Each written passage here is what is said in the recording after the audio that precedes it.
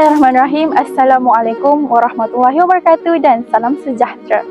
Berdirinya saya di sini sebagai wakil daripada kumpulan 6, kami telah menjalankan kajian yang lebih kurang selama 2 minggu berkaitan dengan tahap pengetahuan awam mengenai sistem pemerintahan Islam dan wilayah Al-Tanzim dan Al-Tahfidz. Jadi, tujuan video ini dilakukan adalah untuk menceritakan dengan lebih mendalam tentang kajian yang telah kami lakukan. Jadi, mari saksikan.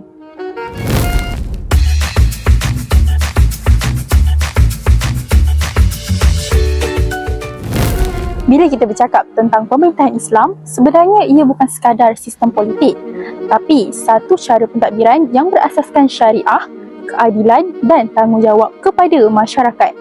Sistem ini bermula sejak zaman Rasulullah SAW yang bukan sahaja menjadi pemimpin agama, malah ketua negara yang berjaya membina sebuah negara masyarakat tersusun melalui Piagam Madinah. Dalam pemerintahan Islam, ada 2 konsep penting yang membentuk struktur pentadbiran negara, iaitu yang pertama ialah wilayah Al-Tanzim dan juga wilayah Al-Tahfidz. Secara ringkasnya, wilayah Al-Tanzim berkaitan dengan peranan mengubal undang-undang dan peraturan negara, manakala wilayah Al-Tahfidz pula merujuk kepada kuasa pemimpin dalam mentadbir negara berdasarkan kebijaksanaan dan juga ijtihadnya. Namun, pada hari ini, ramai dalam kalangan masyarakat masih lagi kurang jelas tentang struktur pemerintahan Islam ini. Kebanyakan hanya tahu secara umum tanpa benar-benar memahami apa dia fungsinya, apa dia peranannya dan juga perbezaan antara kedua-dua buah wilayah ini. Jadi, melalui kajian ini, kami ingin membantu masyarakat memahami dengan lebih jelas tentang sistem pemerintahan Islam, khususnya peranan wilayah Al-Tanzim dan juga Al-Tahfidz, serta melihat bagaimana sistem ini berbeza dengan sistem pemerintahan moden yang diamalkan pada hari ini. Kaedah kajian yang kami gunakan adalah kaedah kuantitatif yang berbentuk tinjauan ataupun survey. Bagi mendapatkan data kajian, kami mengedarkan soal selidik melalui Google Form. Responden kami adalah seramai 50 orang. Kami juga menggunakan kaedah pustakaan dengan merujuk artikel, jurnal, laporan rasmi, buku dan lain-lain bagi memperkukuh asas teori data kajian. Baiklah, dalam kajian kami telah menekankan kepada 3 objektif utama. Yang pertama ialah menilai kesedaran awam terhadap konsep asal struktur pemerintahan Islam dalam konteks masyarakat masa kini.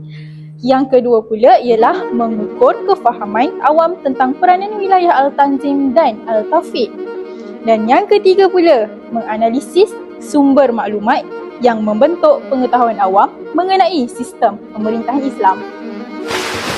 Bagi objektif kajian yang pertama, kajian ini bertujuan untuk menilai tahap kesedaran dan kefahaman responden terhadap konsep asal struktur pemerintahan Islam. Seramai 50 responden telah membuat dan menjawab soalan tersebut, dan dapatan adalah berdasarkan 10 soalan menggunakan skala Likert 5 mata. Secara keseluruhannya, dapatan kajian menunjukkan bahawa majoriti responden mempunyai tahap kesedaran sederhana ke tinggi terhadap pemerintahan Islam. Bagi kebanyakan soalan, lebih 80% responden cenderung untuk memilih skala 1 dan 2 yang menunjukkan pengetahuan asas serta kesedaran awal terhadap konsep pemerintahan Islam. Responden paling tinggi bersetuju bahawa pemerintahan Islam mempunyai struktur asas yang tersusun, berpandukan prinsip syariah serta bersifat holistik, merangkumi aspek politik, sosial dan moral. Selain itu, responden turut mengiktiraf kepentingan prinsip syura dan nilai kepentingan Islam dalam pentadbiran masa kini. Namun begitu, dapatan terendah menunjukkan bahawa majoriti responden tidak bersetuju bahawa pendidikan dan penerangan sedia ada mencukupi untuk meningkatkan pemahaman mereka terhadap pemerintahan Islam. Ini menunjukkan bahawa wujud jurang antara kesedaran asas dan kefahaman yang mendalam. Sebagai rumusan, walaupun kesedaran terhadap konsep pemerintahan Islam adalah baik, kajian ini mencadangkan agar pendekatan pendidikan dan penerangan dikukuhkan supaya kefahaman lebih menyeluruh dan praktikal dapat dicapai. Seterusnya, saya akan menerangkan berkenaan dengan objektif kedua, iaitu mengukur kefahaman awam tentang peranan wilayah Al-Tanzim dan wilayah Al-Taufiq dalam pengurusan negara. Berdasarkan data yang diperoleh, kami mendapati bahawa persetujuan paling tinggi bagi skala 1 mencatatkan peratusan yang paling tinggi sebanyak 52% bersamaan dengan 26 orang responden bagi dua soalan, iaitu soalan yang pertama berkaitan dengan kepentingan penyusunan dasar yang jelas dalam pengurusan Islam, dan yang kedua mengenai kefahaman tentang konsep wilayah Al-Tanzim sebagai sistem tadbiran negara yang tersusun.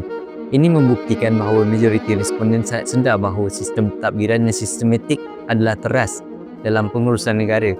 Manakala tahap persetujuan yang paling rendah ialah pada soalan yang keempat, iaitu berkaitan kefahaman terhadap penyerahan kuasa mentadbiran di bawah wilayah Al-Taufiq. Soalan ini hanya mendapat 36% bersamaan dengan 18 orang responden yang bersetuju bagi bahagian ini.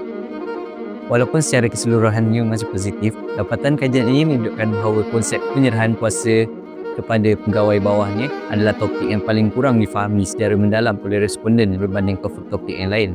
Sebagai kesimpulannya, kajian ini menunjukkan bahawa responden mempunyai kesedaran yang sangat tinggi terhadap kepentingan organisasi yang tersusun, namun masih memerlukan lebih banyak pendedahan mengenai mekanisme penyerahan kuasa taufiq, iaitu taufiq dalam pentadbiran negara. Jadi, saya pula akan menerangkan hasil dapatan kajian untuk objektif yang ketiga, iaitu berkaitan sumber maklumat yang membentuk pengetahuan awam mengenai struktur pemerintahan Islam. Kita boleh lihat dapatan tertinggi bagi objektif yang ketiga ini adalah soalan berkaitan dengan peranan media sosial, di mana 88% responden bersetuju bahawa media sosial menjadi medium utama untuk mendapatkan maklumat pemerintahan Islam. Ini menunjukkan masyarakat hari ini sangat bergantung kepada platform digital kerana ianya mudah diakses, pantas dan mempunyai pelbagai bentuk penyampaian seperti video dan infografik. Manakala dapatan terendah bagi objektif yang ketiga ini ialah soalan berkaitan rujukan karya klasik seperti Al-Ahkam As-Sultaniyah, di mana jumlah peratusan adalah 10%, iaitu seramai 5 orang sahaja. Ini menunjukkan masih terdapat sebahagian kecil masyarakat yang kurang terdedah atau kurang memahami peranan karya klasik dalam membentuk kefahaman pemerintahan Islam. Jadi, keseluruhan untuk objektif 3 ini menunjukkan bahawa pengetahuan masyarakat tentang struktur pemerintahan Islam banyak diketahui melalui pelbagai sumber maklumat, di mana media sosial adalah sumber yang paling dominan, manakala karya klasik atau rujukan ilmiah pula masih dihargai sebagai sumber berautoriti. Dalam bahagian ini, perbincangan dibuat berdasarkan siasat syariah, iaitu pendekatan pemerintahan Islam yang menekankan keadilan, amanah dan kepentingan masyarakat. Dalam Islam, pemerintahan bukan sekadar soal kuasa, tetapi satu tanggungjawab untuk mentadbir dengan adil mengikut prinsip syariah serta realiti semasa. Objektif pertama, perbincangan ini adalah untuk menilai tahap kesedaran masyarakat terhadap asas pemerintah Islam. Dalam pentadbiran Islam, kuasa diurus melalui konsep wilayah. Pertama, wilayah Al-Taufiq, iaitu pegawai yang diberi kuasa luar untuk membuat keputusan demi maslahat umum. Kedua, wilayah Al-Tanzim, iaitu pegawai yang menekankan dasar mengikut arahan pemerintahan. Namun begitu, kefahaman masyarakat terhadap konsep ini masih terhad hingga menyebabkan salah faham tentang ketaatan kepada pemerintah. Sedangkan dalam Islam, ketaatan hanya pada perkara yang baik dan benar.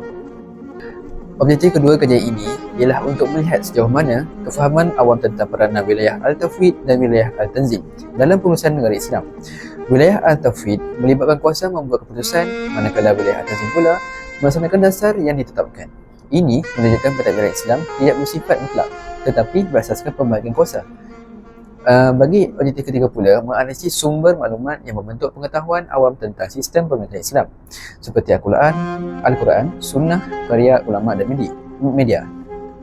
Kesimpulannya, bagi kedua objektif ini ialah kefahaman yang betul dan bersumberkan ilmu sahih penting untuk membentuk masyarakat yang matang dalam memahami pemerintahan Islam. Kesimpulannya, melalui hasil dapatan kajian kami mendapati bahawa pengetahuan masyarakat awam berkenaan wilayah Al-Tanzim dan Al-Taufiq ini perlu dipertingkatkan lagi. Hal ini merupakan peranan pihak berkenaan seperti pihak kerajaan ataupun pihak Kementerian Pendidikan yang perlu menekankan kefahaman konsep tersebut sejak dari peringkat sekolah menengah lagi. Urusannya, melalui pemahaman ini dapat membentuk sebuah negara dengan rakyatnya yang hidup, aman dan harmoni.